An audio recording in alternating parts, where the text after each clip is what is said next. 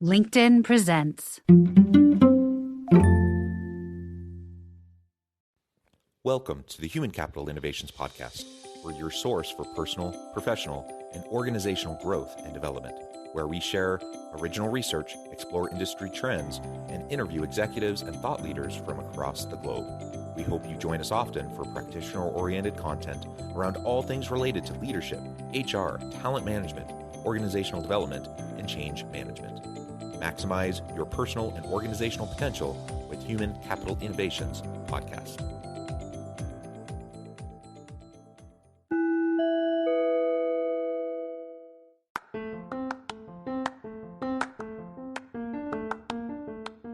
Do you enjoy the Human Capital Innovations Podcast? Enjoy ad-free listening by going to the Patreon page, and please consider contributing even at the producer or sponsorship level. And please leave a review. Thank you for your support.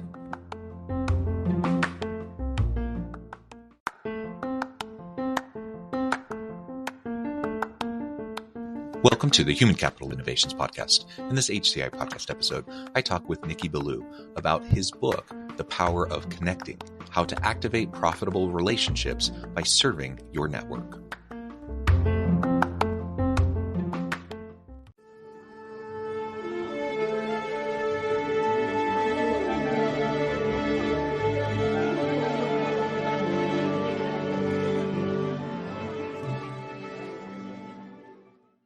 Nicky Billou, welcome to the Human Capital Innovations Podcast. John Westover, thanks for having me here, man. It's an honor to be here. God bless you, and thanks for having me on. Yeah, I appreciate that. And it's a pleasure to actually have you back. I think you joined us maybe 6 to 8 months ago. We had a really great conversation. Today, we're going to extend that conversation. And I thought today we would focus on the topic around your book, The Power of Connecting: How to Activate Profitable Relationships by Serving Your Network. There's a lot there that I really like. So we'll unpack that a little bit and explore how that relates to the modern world of work and the modern context that we find ourselves in. As we get started, I wanted to share Nicky's bio with everybody. Nicky is the #1 international best-selling author of the book, Finish Line Thinking: How to Think and Win Like a Champion, The Thought Leader's Journey, A Fable of Life, and The Power of Connecting: How to Activate Profitable Relationships by Serving Your Network. He is an in-demand and highly inspirational speaker to corporate audiences. I could go on and on, Nicky, but I think I'll pause there. Anything else you would like to highlight or share with the audience by way of your background and personal context before we dive on into the conversation? Well, I'm actually originally an immigrant from the Middle East. I'm a Christian from Iran. And when I was 11 years old, the Islamic Revolution took place in Iran. And it upended my world, right? My late father, God rest his soul, he could see the writing on the wall that this wasn't going to be a great place for him to raise his Christian family. And so he made a plan, and he executed on it, and he got us out of Iran, and he settled us eventually where I now live in Toronto, Ontario, Canada. Now, when I was 11, I didn't want this to happen. I was mad. I didn't want to leave my friends. I didn't want to leave my home. But looking back, it was the greatest thing my father could have ever done. It was a spectacular act of love for his family, because he took us out of tyranny and he brought us to freedom. And that really has been what I've been all about ever since. I believe very strongly in freedom. I think we're lucky to be free in the West. And so many people that are born here don't understand how good they have it, you know? So for me, freedom, free expression, free enterprise, they're at the center of my personal and my work and business philosophy. And I am a huge and massive stand for them. And my dad, he was an uplifter of human beings. If you knew him, John, and you were looking for work, he'd make some phone calls and get you a job. If you knew him and you were looking to start a business, he'd sit down with you and help get that business started, even get you access to capital. If you knew him and you were looking to buy a car, a house, or an apartment, Dad would help you top that up if you didn't quite have enough money. It was that kind of man that Napoleon Billou was. And why was he that kind of man? Well, first of all, he was a devout Christian. He believed that he'd been blessed by God, and it was his duty to share those blessings with other people. But secondly, most importantly, he did it because he could. He had the financial wherewithal as a successful businessman to be able to be of service to his fellow man and woman. And I just wanted to be like my father. You know, I wanted to be somebody who helped people, who uplifted them. And that got me to be in the line of work that I am now, because my dad used to always tell me, son, Life is all about people. It's not about money. It's people. Even business isn't about money. I was like, what are you talking about, Dad? I was a kid, right? Business is money. Business, you make money in business. But he goes, no, business is about solving problems for people. And when you solve problems for people, that's when you earn the right to make a profit. I go, oh, wow, that's pretty cool. And I put together this little IP snapshot. When you solve acute problems for amazing people, you earn the right to make an awesome profit. And that is the purpose of business. I'm into creating IP snapshots, and this wonderful little diagram, I think, does a really, really good job. So if someone's listening to this, if you're in business, if you're in a workplace culture, your job is to be of service to people. It's not about hitting your numbers. I mean, all that's important. Don't get me wrong. It's not about, achieving your goals. It's about making a difference for the people around you at your job. And it's about making a difference for the people that your company serves. Yeah. I really like that philosophy. And you highlighted the importance of freedom of expression. For example, I've lived and worked in other parts of the world, and that's something I've definitely noticed. There's been places where my family has been. There was one post-Soviet Eastern European country that we were in, and we were actually just out, being spectators, tourists, kind of walking around on a weekend, and we were taking some pictures, and it promptly had bodyguards approach us to take our camera because they didn't want us taking pictures of this particular event. And that's a silly thing, right? That's a small little thing. But that was the dynamic in this country. And you had to be very careful on what you said, and you couldn't criticize the leadership in the country, etc. That's a big deal. For all the challenges we have in the West, and we have plenty. And I'm based out of Utah. We have plenty of problems in Utah and plenty of problems in the U.S. And we're not perfect by any stretch of the imagination, but we do live in a place where we can freely express our ideas, our concerns, and we can set out to challenge the status quo, challenge the systems that might be unfair or inequitable. And make a difference for those around us. So like you said, with the example of your father and what you're trying to emulate in your father's example, we all have that ability. And sometimes that is limited a little bit if you're in certain parts of the world where you're really under a microscope, and perhaps you just don't have the freedom to start new ventures, right?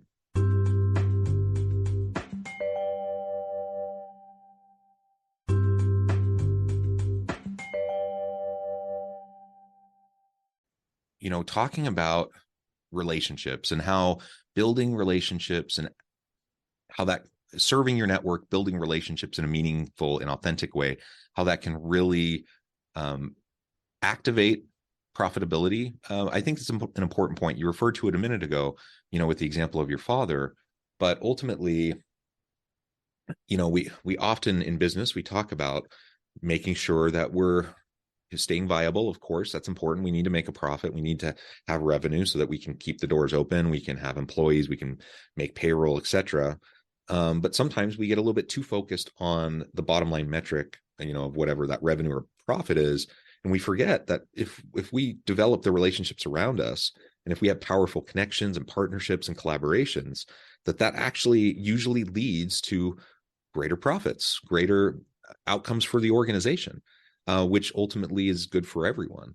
And so sometimes it gets posed as like kind of this mutually exclusive kind of decision. Like you either, focus on people or you focus on profits. And the reality is you can have your cake and eat it too. Like if you focus on people and serve those around you and try to help them maximize their potential and do good things, guess what? They're going to make you look good. And together as a team, you're going to make the organization look good, and you're going to innovate and create cool stuff, and people are going to buy that stuff, and you're going to make profits because you're going to add value to the market. And so it's not mutually exclusive, and you can have both. And ultimately that connection piece and serving your network, like you talk about in your book, I just think is such an important point that I think sometimes really gets lost when you're in the daily grind of business. Exclusive. People need connections. And, yesterday on my podcast, I interviewed an exceptional individual. We interview the world's top thought leaders on my show, some of the most brilliant thinkers. And I interviewed Dr. Joe Wang.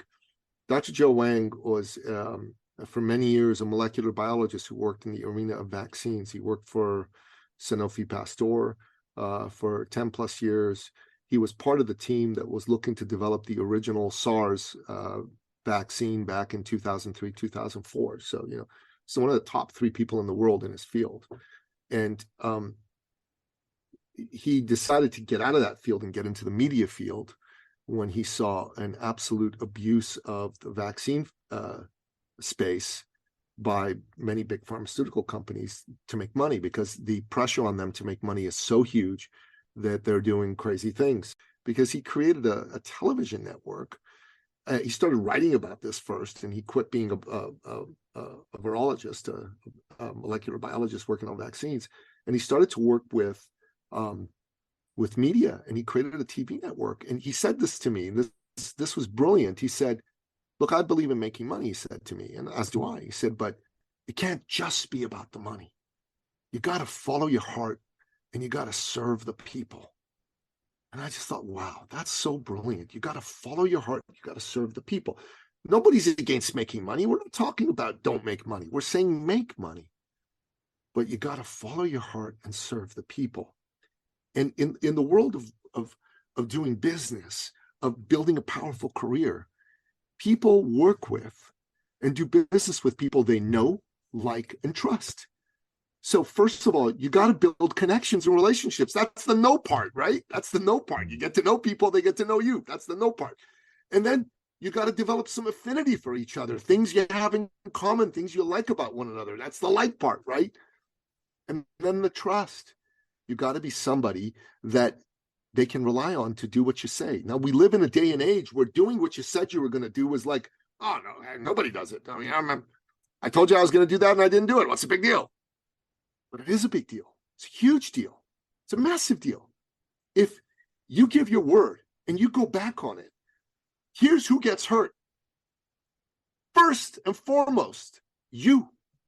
And you go, me, but, I took my word back because I had something else I had to do, or I didn't want to do it anymore, or whatever your reasoning behind it was. But your self-confidence and self-trust and self-belief comes from what? From trusting yourself to be somebody who, when you say X, X happens. When you say X, X happens. Now, if I said to you, John, I'm going to meet you tomorrow in Utah for lunch, and we're going to have a business conversation, and I'll be there by 3:00 Utah time, Mountain Time. And you were counting on me to do that. And then when the morning came around, I go, chartering a private jet's going to cost me $20,000. I don't know if I want to do that anymore. And I don't even know if we got a business opportunity there. You know what? I'm going to skip it. Forget it. What? The first thing I did was I told God, don't trust me. My word is crap. I told myself, don't trust yourself. Your word is crap. So the next time I said, I want to lose weight, I want to make $1 million, whatever, there's going to be that part of me that goes, oh yeah, but your word is crap. That's not going to happen. So when you take back your word, you hurt you the worst. Now you hurt other people because they were counting on you, and their trust in you goes down. So the level of trust that the world has in you goes down. So that's bad, right? That's not good. And the level of trust that the world has in the word of people goes down. That's been happening for a long time, but you're adding to that. So that's not good, right? But what you need to understand first and foremost is that the opposite of that is when you keep your word every time, your faith in yourself goes up, your trust in yourself goes up. So when you say you're going to do X, you're going to believe you're going to do X, because you did it when it was difficult and inconvenient. And people ask me, well, Nicky, when should I keep my word? And there's people who go, always, yeah, always, sure, for sure, always, right? But you really want to know when you should keep your word? When you don't freaking feel like it anymore. When you don't want to. When there's good reasons, in your mind at least, for you not to. It's inconvenient, it's going to cost you money. It's not going to make you as much money as another offer that now came along. That is when you really need to keep your word, because that is when your faith and trust in yourself skyrockets. That's the word, keeping muscle.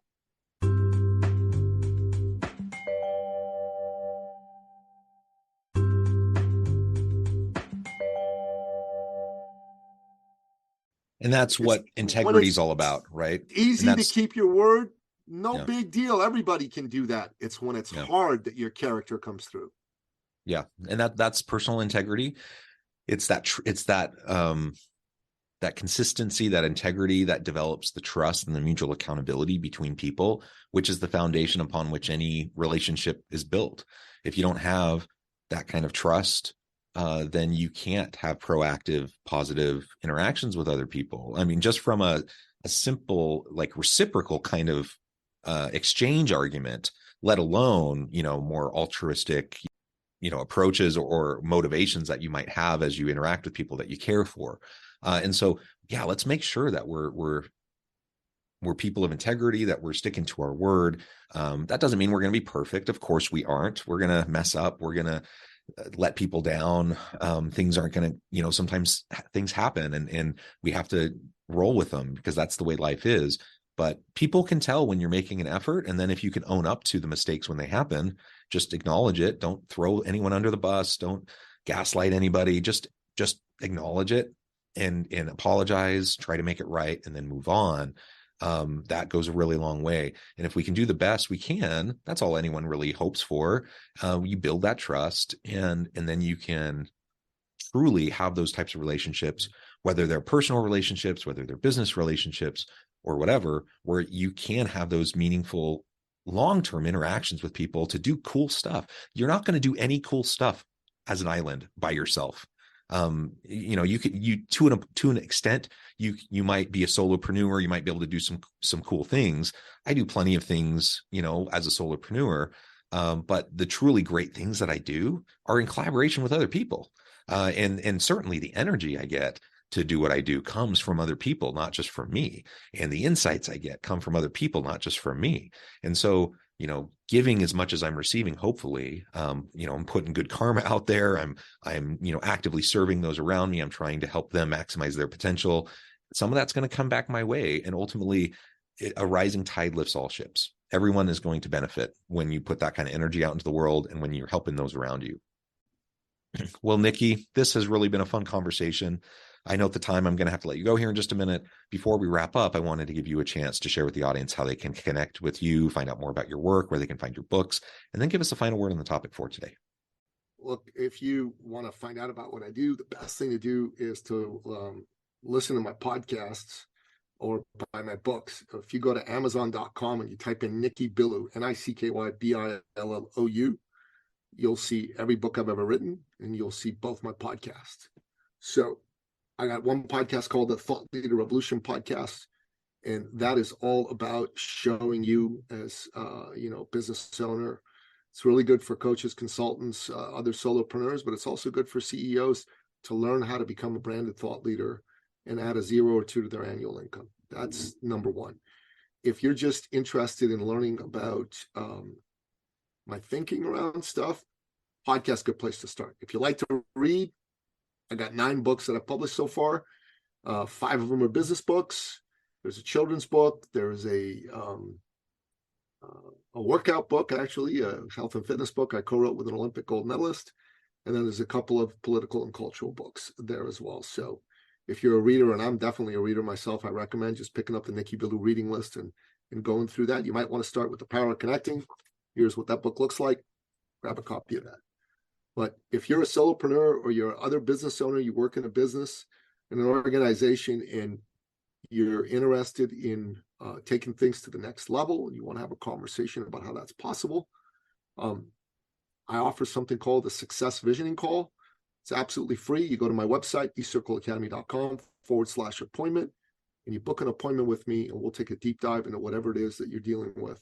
If you're a solopreneur, we do a lot of work with solopreneurs in that regard. If you work inside of a corporation and you want to grow your own career, we actually have a stream that working with folks in there. We've got something called the Executive Branded Thought Leader. And it's a really powerful program that we have. And we can certainly have a conversation about how that can be applicable to you and what you're trying to do for yourself and your career and your company. Wonderful. Thank you so much, Nicky. It's truly been a pleasure. I always love having these conversations. I appreciate your insights and your passion. I encourage the audience to reach out, to get connected, find out more about what Nicky can do for you, check out his books. And as always, I hope everyone can stay healthy and safe, that they can find meaning and purpose at work each and every day. And I hope you all have a great week. Do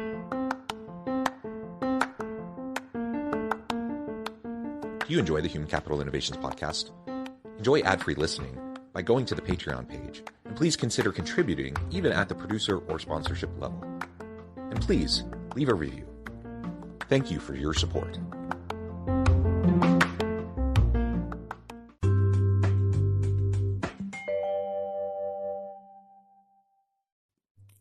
Thanks again for joining us for this episode of the Human Capital Innovations Podcast. I hope you stay healthy and safe and that you have a great week.